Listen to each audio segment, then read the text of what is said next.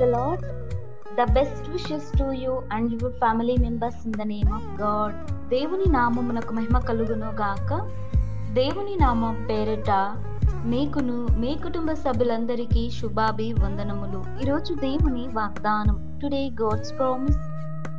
ఆత్మ సంబంధమైన ప్రతి ఆశీర్వాదమును మనకు అనుగ్రహించును. ఎఫెసీయులకు రాసిన పత్రిక 1వ అధ్యాయం 3వ వచనం. He has given you every spiritual blessings. Ephesians chapter 1 verses 3.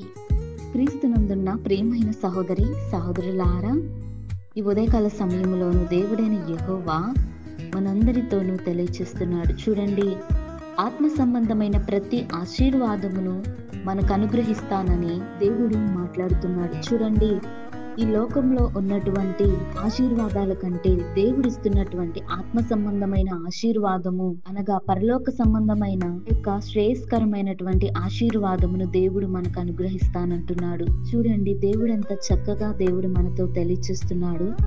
మనము మన యొక్క ఆత్మ అనేది దేవుని కొరకు సిద్ధపాటు కలిగి ఉండాలి. మన శరీరము మట్టికి చేరినప్పుడు మన యొక్క ఆత్మ దేవుని చెంతకు చేరుతుందండి. చూడండి, దేవుడు మన యొక్క ఆత్మను మాత్రమే అడుగుతున్నాడు. మనం ఆత్మ సంబంధమైనటువంటి బిడ్డలంగా ఆత్మీయంగా ఎదగాలి. దేవునిలో మన సహవాసం కలిగి ఉండాలి. దేవునితో మాట్లాడుతూ ప్రార్థిస్తూ వాక్యం ద్వారా దేవుడు మనతో కూడా మాట్లాడతాడు. కనుక దేవుడు మనల్ని ఆశీర్వదించాలని ఆశపడుతున్నాడండి. చూడండి, మనము దేవుని యొక్క ఆశీర్వాదకరమైనటువంటి ఆత్మ సంబంధమైనటువంటి ఆత్మీయతను మనం కాపాడుకోవాలి. ఈ లోకంలో ఉన్నటువంటి లోక ఆశలు లోక సంబంధంగా కాకుండా దేవుని యొక్క పరసంబంధంగా జీవించాలి. దేవుడు మనకు ఆశీర్వాదాన్ని ఇస్తాడండి, సంతోషమునిస్తాడు, ఆనందమునిస్తాడు, కుటుంబంలో నెమ్మదిని సమాధానమును దయచేస్తాడు.